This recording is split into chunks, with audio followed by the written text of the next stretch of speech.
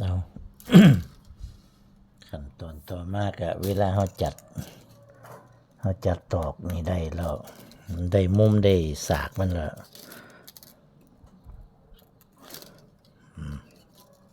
เราก็มาใส่ตอกซ่อนตอกที่เขามาซ่อนนี่ก็เป็นตอกอันเดียวกันนั่นแหละเขาคัดไว้เส้นแข็งๆในจักหน่อยนี่เราใส่ตอกซ่อนเข้าไปใส่ตอกซ่อนเข้าไปเขาก็สานคัดไว้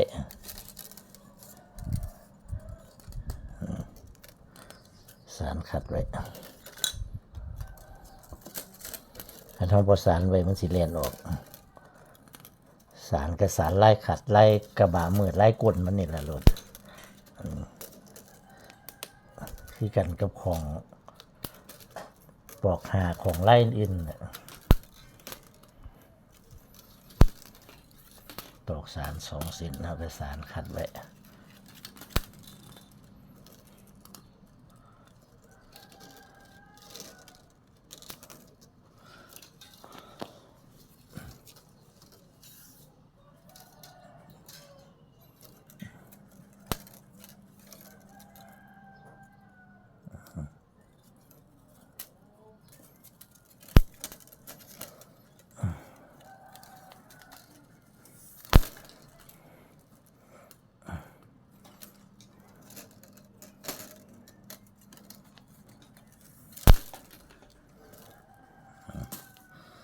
สารขัดไว้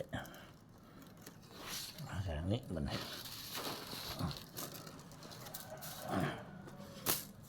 ทางนี้เขาก็เบิ่งว่ามันได้สากแล้วมันได้สากแล้วก็เอา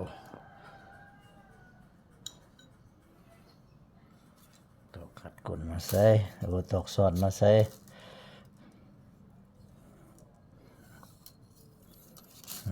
ซ่อนตอกเข้าไป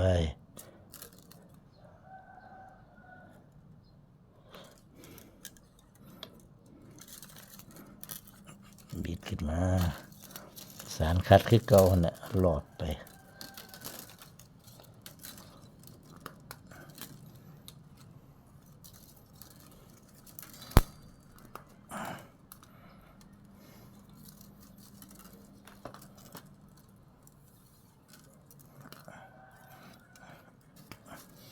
ตอกซ่อนมันเขาก็ลองตามตอกที่เขาสิ่งที่เขาสารไว้นะ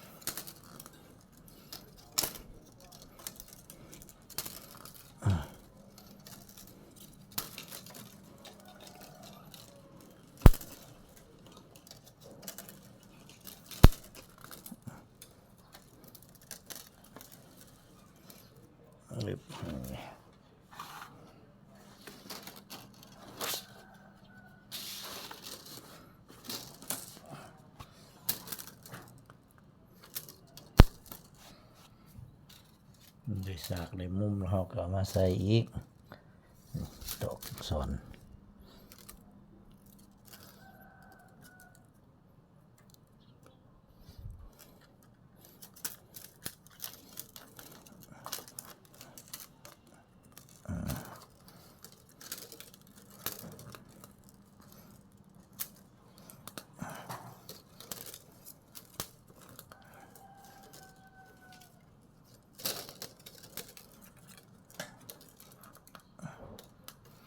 สารขัดไว้บ่ให้มันเลียนออกเวลาเราเอาไม้ขัดก้นใส่มันสิบ่ได้เลียนออก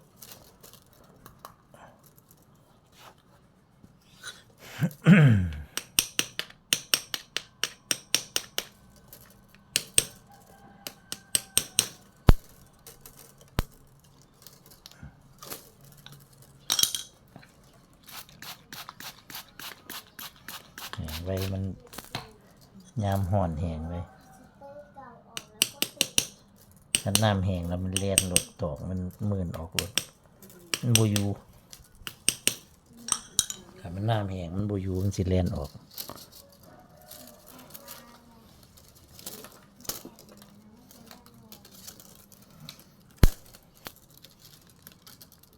ขนาดของเฮานี่เฮาเอาตอกสั่งนี่ล่ะเป็นเกณฑ์เด้อพี่น้องบ่เฮาบ่ได้เฮ็ดคือผู้อื่นเพิ่นเฮ็ดยาวไว้เฮ็ดตอกสั่งยาวๆไว้เวลาสารไปแล้วก็มันได้หน่วยสำใดก็กันมันเหลือก็ตัดออก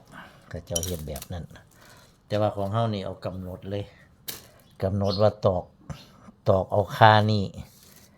ของขนาดนี้ของรุ่นนี้ต้องเอาตอกค่านี่แต่ของเฮาเอาตอกสั่งกำหนดคือสารสุดตอกก็เป็นอันว่าพอดีหลด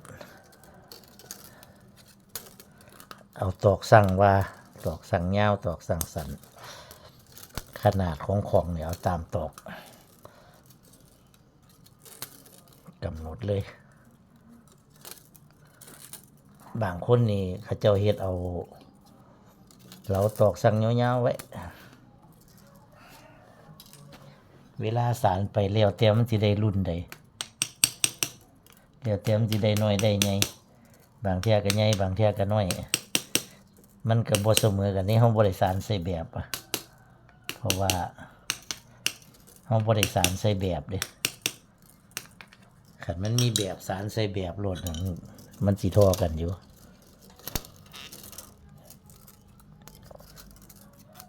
มันเลยบ่เท่ากันของเขาเจ้าเลยบ่เท่ากันของเฮากำหนดว่าตอกสั่งเท่านี้ต้องได้หน่วยซ้ำนี้มันสิเสมอกันมันสิเท่ากันแม่นบ่เท่ากันก็นิดนึงซั่นดอกเลยบางหน่วยมันก็สิได้ทั้งสูงบางหน่วยมันก็สิได้ทั้งต่ำจังซี่นะ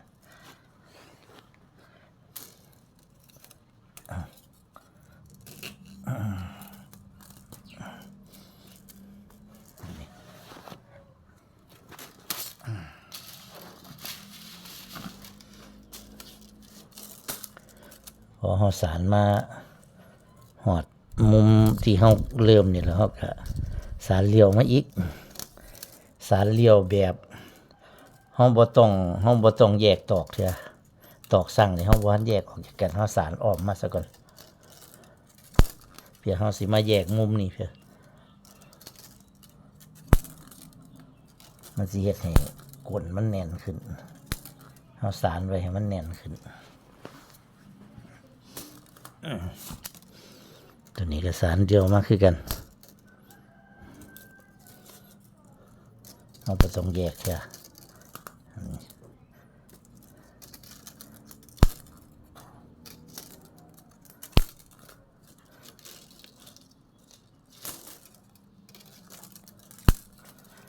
ตอกสั่งมันก็คันเฮ็ดแข็งหลายมันก็สิเฮ็ดยากเลยเวลาเฮาปลูกแก่นี่สิงามอยู่คันตอกสั่งมันแข็งแต่ว่ามันก็สิเฮ็ดยากเด้อพี่น้องตอนสารวันนี้เฮาก็มาใส่ไม้ขัดก้นเทกไม้ขัดก้น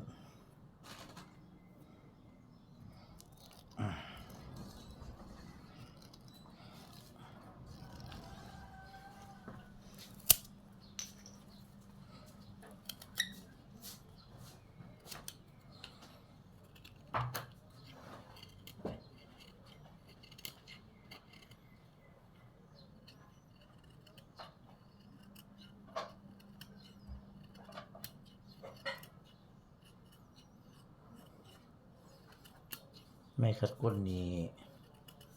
เฮาก็แหลมปลายมันไว้ข้างนึงเปื่อยปลายมันไว้ข้างนึงซะก่อนข้างที่แรกนี่เฮาเปื่อยปลายมันไว้ซะก่อนวันนี้เฮาจังค่อยมาพอมาแทกแล้วเฮาก็จะค่อยมาเปื่อยข้างที่สองนี่เฮาก็มาใส่เวลาเปื่อยข้างที่สอง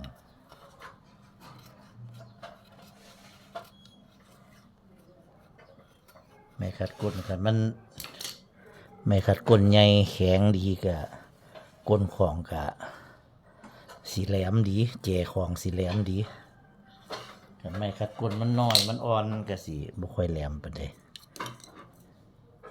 บางคนเพิ่นเฮ็ดปีๆเฮ็ดปีๆแล้วแหลมๆเอาแต่ปลายมันก็ไม้ก็บ่แก่บ่แห้งมันก็กดมันนี่สิบ่ขึ้นงามสิบ่เป็นแจ๋งามของเฮานี่สิเอาไ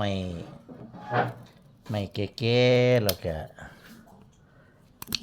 ไม้แก่ๆแล้วก็ตากแดดไว้ให้มันแห้งๆตากแดดไว้แห้งๆบ่ให้มอดกินคันมอดกินบ่เอา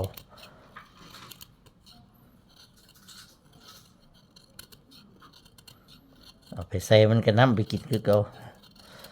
เพราะฉะนั้นเฮาบ่ต้องนั่นมันบ่ต้องเสียดายมันไม่หาเอาอย่างที่มั่นใจลด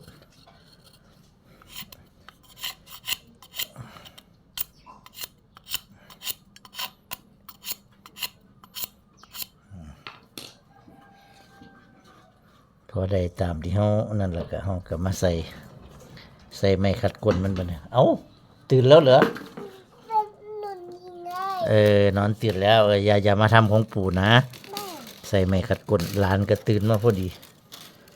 เดี๋ยวปู่ใส่ไม้ขัดก้นคล้องก่อนนะปู่ทำคลิปอยู่โอ้ยไม่ลูกไม่เดี๋ยวเอาไว้นี่ซะก่อนไว้นี่ซะก่อนอย่าทำของปู่เอาไปเลยเรามาใส่ไม้ขัดก้นเอาอย่ามาตื่นไว้เท่หันให้อีกพอ